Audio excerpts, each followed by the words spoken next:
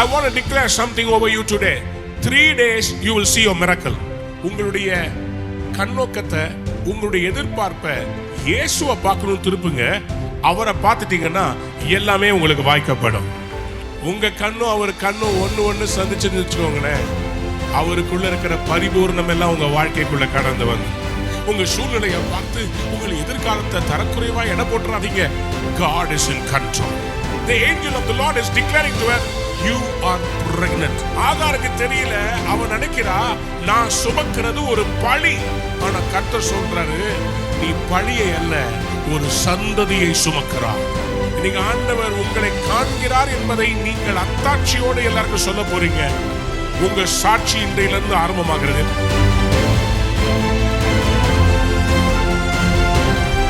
அப்போஸ்தலர் 10:40 சொல்லுகிறது, 3ஆம் நாளிலே தேவன் அவரை எழுப்பி பிரத்யட்சமாய் காணும்படி செய்தார். நான் நம்புகிறேன், விசுவாசிக்கிறேன், இந்த லெந்து நாட்களிலே ஆண்டவருடைய பாடு, மரணம், உயிர்த்தெழுதலை தியானிக்கிற நமக்கு தேவன் ஒரு வாக்குத்தத்தத்தை தருகிறார். 3ஆம் நாளிலே அவரை நீங்க பாப்பீங்க. I want to declare something over you today. 3 days you will see your miracle. March 1ஆம் தேதி உங்களுக்கு சொல்லிட்டு இருக்கிறேன், in 3 days you will see your miracle. Hallelujah. 3 March எத்தனாவது மாசம்? 3ஆவது மாசம். In the 3rd month I want to prophetically speak to you. You will see God. பல நேரங்களில் நம்முடைய பிரச்சனை என்ன தெரியுமா? சொல்யூஷன் தெரியல. Instead of waiting to see your solution, I want you to change your உங்களுடைய கண்ணோக்கத்தை, உங்களுடைய எதிர்பார்ப்பை இயேசுவை பார்க்கணும் திருப்புங்க. அவரை பார்த்துட்டீங்கன்னா எல்லாமே உங்களுக்கு வாய்க்கப்படும். எத்தனை பேர் ஆமென் சொல்ல விரும்புறீங்க? தேவன் அவரை எழுப்பினதற்கு ஒரு நோக்கம் உண்டு. Why did God raise him from the dead? எல்லாரும் ஒரு முறை பிறப்பதும் ஒரு முறை மரிப்பதும் அது நியமிக்கப்பட்டிருக்குது. It is a principle that everybody has to be born once and die once. But why did God resurrect his son? ஏன்னா உங்களுக்கு எனக்கும் ஒரு நம்பிக்கை தருவதற்காக. உங்களுடைய வாழ்க்கையில எதெல்லாம் உங்களை மரணத்துக்குள் தள்ளுகிறதோ அவைகளிலிருந்து விடுதலை பெற்று ஜீவனோடு உங்களை உயிர்ப்பிக்க. யாராவது ஒரு பெரிய அல்லேலூயா சொல்லு, சத்தமா ஆமென் சொல்லுங்களேன். Hallelujah. God raised him from the dead and caused him to be seen. அவரை பிரத்யட்சமாய். என்னுடைய ஜெபம் என்ன தெரியுமா? இந்த ஃபாஸ்டிங் பிரேயர்ல அவரை நீங்க பார்க்கணும். In this fasting prayer you need to meet Jesus. You need to see him. You need to have an encounter. You need to have a breakthrough. அவரை பார்த்தா போதுங்க. தேவாலயத்திலே 18 வருஷம் கூனி, 18 years she was bent. ஆனா அன்றைக்கு தேவாலயத்தில் இயேசுவுடைய கண்கள் அவள் மேல் பட்டது. இவளும் விடுவிக்கப்பட வேண்டும், இவள் ஆபிரகாமின் குமாரத்தி. When Jesus saw, his heart was moved with compassion. Not that he doesn't see. அவர் நம்மை எப்போதுமே பார்க்கிறவராகத்தான் இருக்கிறார். இஸ்ரவேலை காக்கிறவர் உறங்குவதும் இல்லை. 2 புத்தகம் 6ஆம் அதிகாரம் 24 26 நம்பர் 6:24-26 வாசிக்கும் போது ஆசீர்வாதத்தை ஆரோனும் ஆசாரியர்களும் இஸ்ரவேல் மேல பேச வேண்டியது என்ன தெரியுமா? கர்த்தர் உன்னை ஆசீர்வதித்து உன்னை காக்க கடவர். கர்த்தர் தம்முடைய முகத்தை உன்மேல் பிரகாசிக்க பண்ணி உன்மேல். ஆண்டவர் உங்களை பார்க்கிறதும் நீங்க அவர் முகத்தை பார்க்கறதுலயும் ஒரு ரகசியம் இருக்குது. உங்க கண்ணும் அவர் கண்ணும் சந்தித்தால் என்ன பாஸ்டர் லவ்வர்ஸா? ஆமா, அவர்தான் என்னுடைய நேச வைராக்கியத்தின் அக்னி அவர்தான். உங்க கண்ணும் அவர் கண்ணும் ஒன்னு சந்திச்சுன்னு வச்சுக்கோங்களேன், அவருக்குள்ள இருக்கிற பரிபூர்ணம் எல்லாம் உங்க வாழ்க்கைக்குள்ள கடந்து வந்து. யாரெல்லாம் ஆண்டவரை பார்க்கணும் விரும்புறீங்க ஒரு அல்லேலூயா சொல்லுங்க. On the 3rd day he caused them to be seen. He caused அப்படினா அவருடைய சித்தம் இல்லாமல் யாரும் தேவனை பார்க்க முடியாது. In Matthew chapter 5 the beatitudes மலை பிரசங்கத்திலே ஆண்டவர் சொல்றாரு, இருதயத்தில் சுத்தமுள்ளவர்கள் பாக்கியவான்கள், அவர்கள் தேவனை தரிசிப்பார்கள். They will see God. This fasting prayer, God is asking us to cleanse our flesh, our mind, our soul and our spirit so that we can see God. நாம் அவரை பார்க்க வேண்டும். அவர் பாவத்தை பார்க்க மாட்டார், சுத்த Kannan. But when we as sinners come to him, there is only one way to reach him. ஒரே வழி, அதுதான் சிலுவையின் வழி. அதுதான் ஆண்டவராகிய இயேசு கிறிஸ்து. பிதாவின் வலது பார்சத்தில் வீற்றிருந்து உங்களுக்காக பரிந்து பேசுகிறவர்.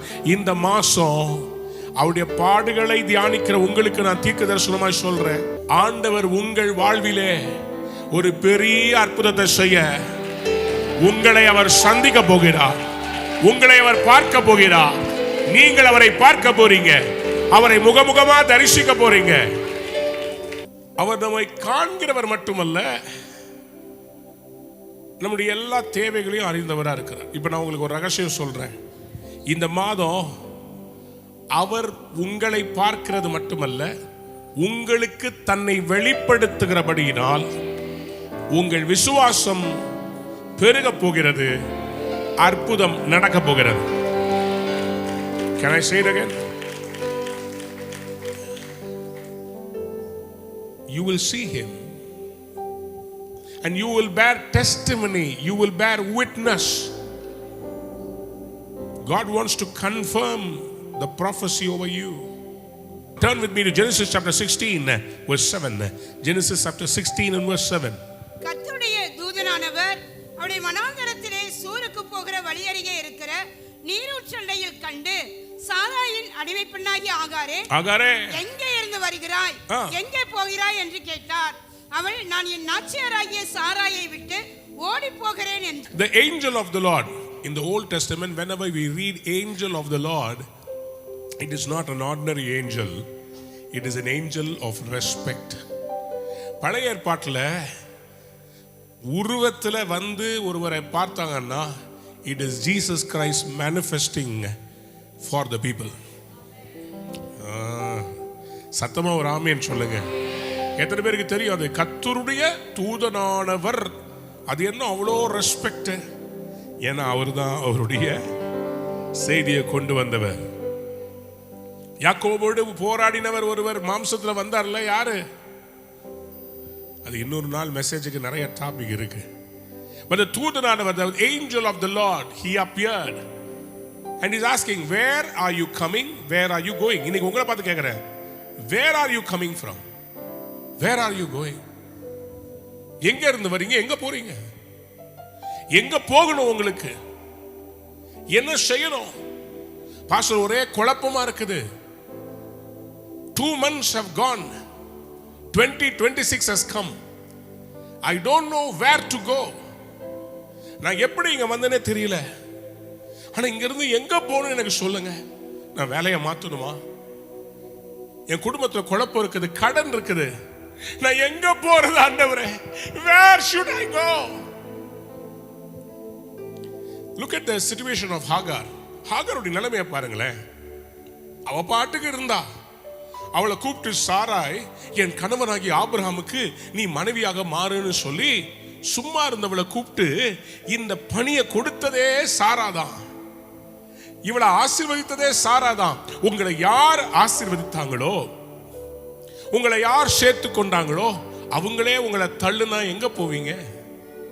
The same person who invited you, the same person who accepted you, now because of the situation wants to reject you. If you are going through such a situation, I want to say God is in control. You are not alone. நீங்கள் தனிமையா இல்லை, நீங்க ஒரு தோல்வி இல்லைங்க. உங்க சூழ்நிலையை பார்த்து உங்கள் எதிர்காலத்தை தரக்குறைவா எடை போட்டுறாதீங்க. God is in control. யாராவது ஒரு பெரிய ஆமேன் சொல்ல மாட்டேன். பாஸ்டர், எனக்கு வியாதி வருகிறது, நான் எவ்வளவு நாள் உயிரோடு இருப்பேன்னு தெரியல, எனக்கு குழந்தை பிறக்கல, குழந்தை பிறக்குமானே தெரியல, என் வேலை சரியில்லை, நான் வாடகை கொடுத்து நொந்து போயிட்டேன், கடன்லயே இருக்கிறேன். 2 மாசம் முடிஞ்சிச்சு, 2026 மார்ச் மாசம் ஆரம்பிக்குது. ஆண்டவர் எனக்கு என்ன செய்வாரு? I want to let you know, you don't know what you have. உங்ககிட்ட என்ன இருக்குன்னு உங்களுக்கே தெரியாது.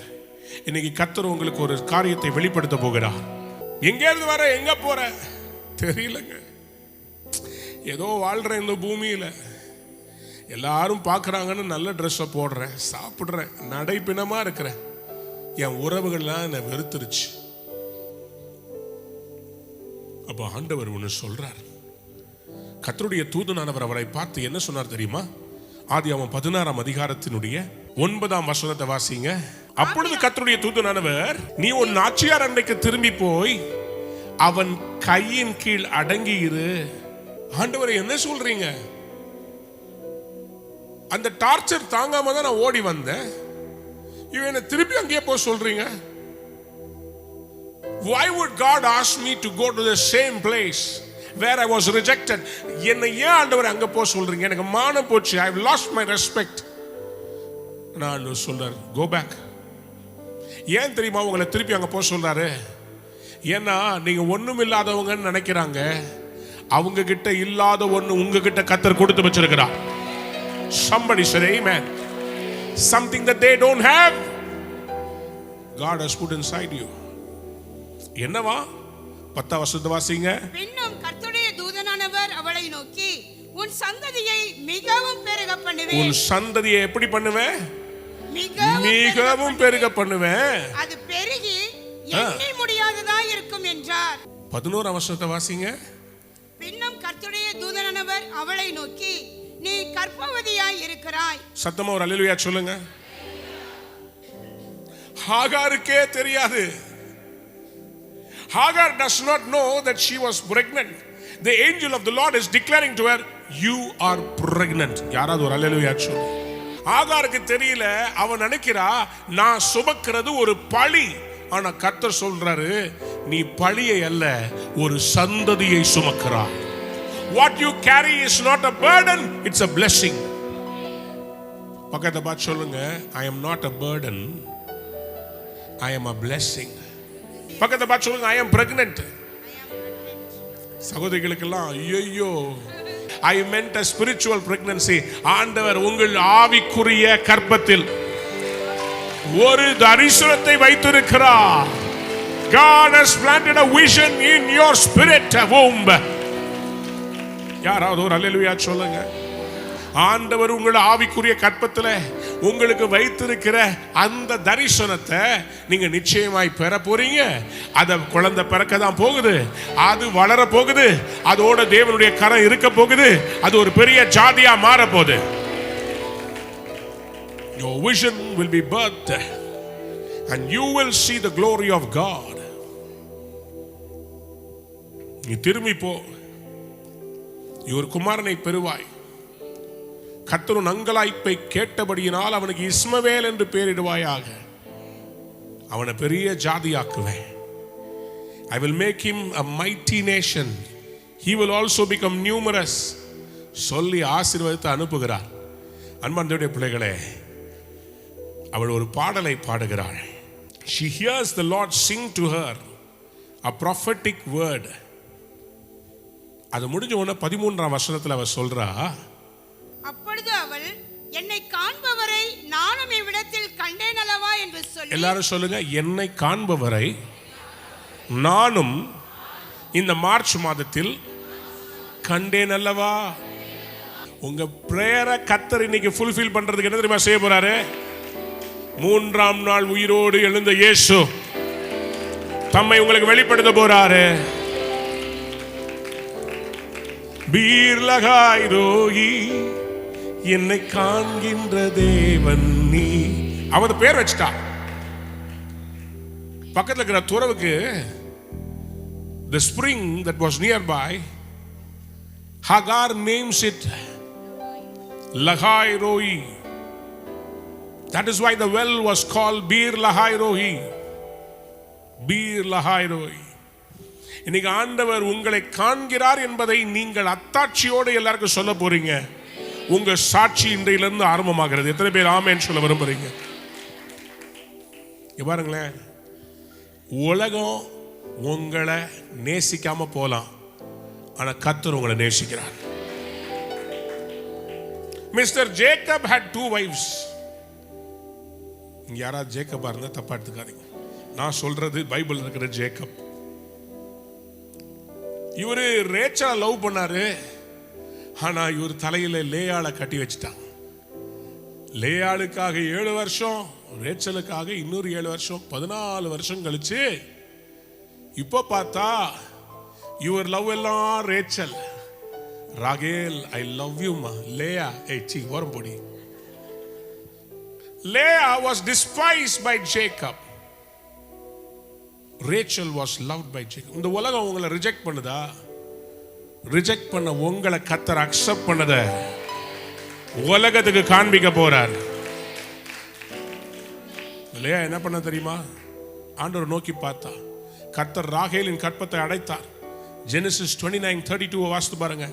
ஆதியாகமம் 29ஆம் அதிகாரம் 32ஆம் வசனம். லேயாள் கர்ப்பவதியாகிய ஒரு குமாரனை பெற்று கர்த்தர் என் சிறுமையை பார்த்தருளினார். கர்த்தர் எதை பார்த்தார்? சிறுமையை. My God has seen my misery. இப்பொழுது என் புருஷன் என்னை நேசிப்பார் என்று சொல்லி. அம்மா அவர் நேசிக்கிறாரோ இல்லையோம்மா, கர்த்தர் உன்னை பார்த்துட்டார்.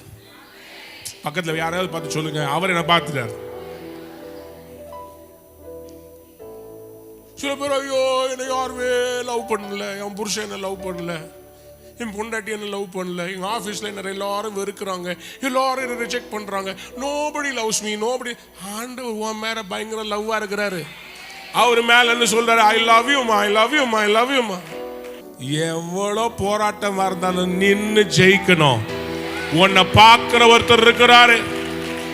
He sees your misery. பார்த்தாரு, ராகேல் கற்பத்தை அடைச்சு லேயா கற்பத்தை ஓபன் பண்ணி ரூபன் பெற்றுக்கொள் அப்படின்னார். He saw the misery. இன்னைக்கும் கர்த்தர் உங்களுக்கு ஒரு அற்புதம் செய்ய போறார்.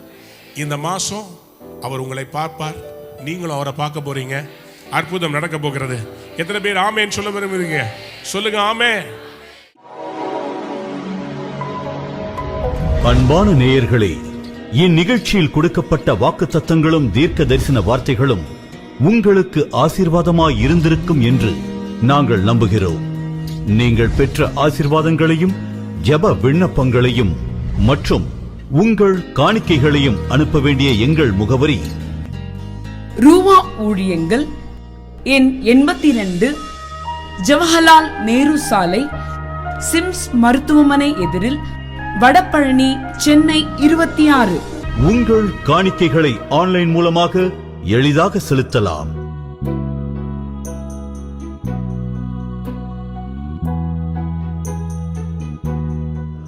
எங்கள் இணையதள முகவரி www.ruhaministries.org.